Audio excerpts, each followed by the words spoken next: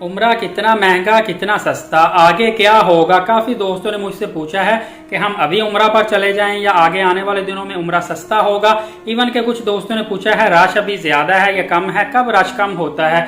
तो सबसे पहले आपको मैं बताता चलूँ कि जैसे ही उम्रा स्टार्ट हुआ था, जुलहज के अंदर अंदर ही उम्रा स्टार्ट हुआ था। पहले मुहर्रमुल हराम में उम्रा शुरू होता है, इस दफ़ा जुलहज के आखिर में उम्रा शुरू हो चुका था।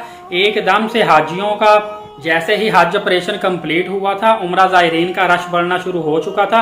तमाम इंडिया, पाकिस्तान और तमाम तर कंट्रीज़ में मुसलमान ट्रैवल एजेंटों के पास जाना शुरू हो गए थे और ट्रैवल एजेंटों के पास काफ़ी रश बढ़ चुका था।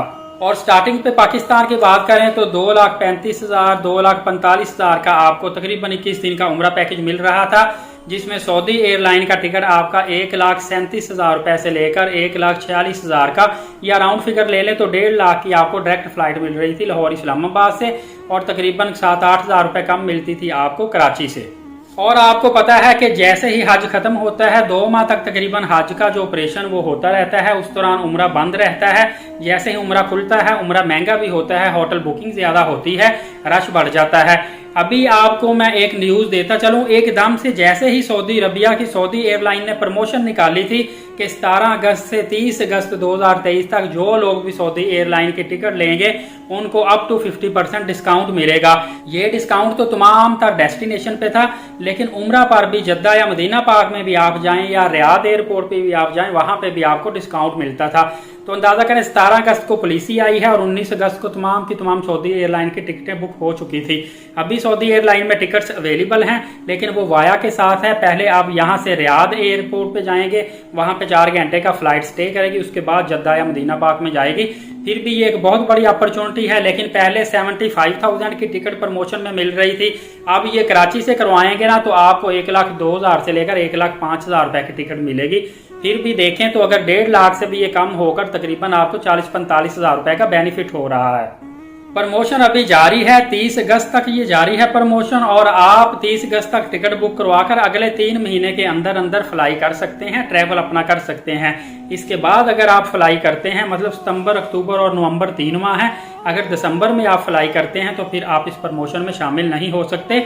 लेकिन ये टिकट नॉन रिफंडेबल और नॉन चेंजेबल टिकट है। एक दफ़ा आपने करवा ली तो फिर करवा ली, ना आप ये टिकट कन्वर्ट करवा सकते हैं, ना डेट एक्सटेंड करवा सकते हैं।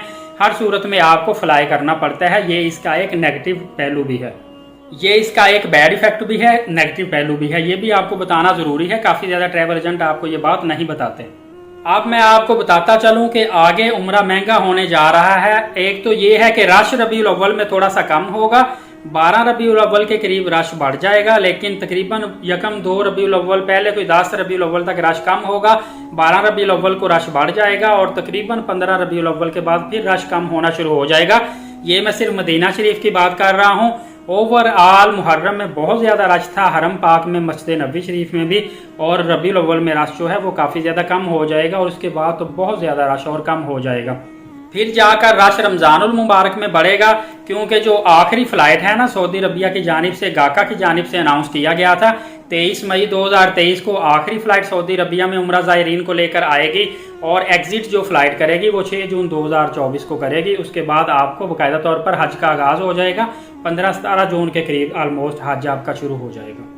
उम्रा महंगा होने की असल वजह, डॉलर तेजी से ऊपर जा रहा है, डॉलर के साथ साथ रियाल का रेट भी दिन ब दिन इंक्रीज होता जा रहा है, बढ़ता जा रहा है।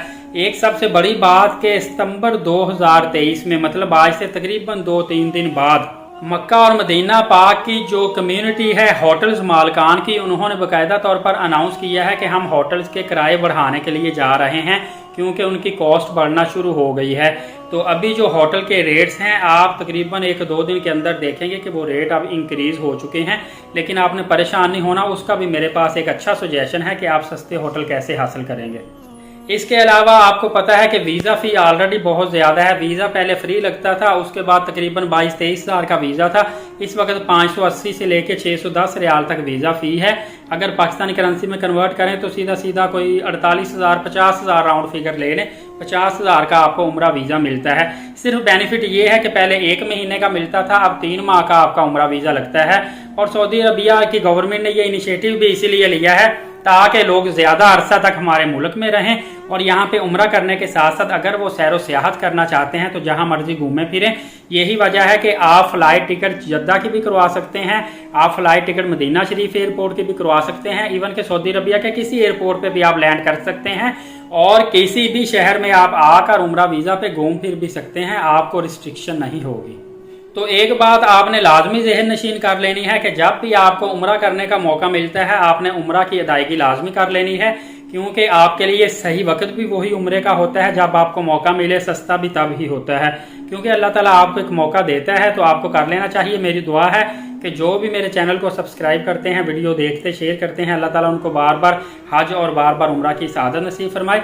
अब मैं आपको बताता हूँ आपने सस्ता कैसे होटल हासिल करना है। होटल एक्सपेंसिव हो चुके हैं, इसमें कोई शक नहीं है, लेकिन आप मदीना शरीफ में अगर जाएंगे तो आप कबूतर चौक से थोड़ा सा आगे तंग छोटी छोटी जो गलियां हैं, बंगाली एरियाज है, वहां पे जाएंगे आपको गेस्ट रूम मिलते हैं, या वहां पे पतली गलियों में आपको बिल्डिंग्स मिल जाती है जो कि होटल नहीं होते, सिर्फ बिल्डिंग होती है, सफाई भी ज्यादा नहीं होती। वहां पे आप रेंट पे कमरा लेंगे तो आपको काफी सस्ता कमरा मिल जाएगा, पर बेड लेंगे वो भी आपको मिल जाएगा, आपको मेन एरियाज में लेने की जरूरत नहीं है। और आपको सबसे बड़ा बेनिफिट छोटी गलियों में कमरे लेने का ये होगा कि वहाँ पे जो होटल आपको नजर आएंगे वो होटल भी सस्ते होते हैं। वहाँ पे आपको जहाँ मेन रोड पे आप जाते हैं आपको 12 से 15 रियाल में खाना मिलता है, वही आप बैक एरिया में जाएंगे आपको 8 रियाल का खाना मिल जाएगा।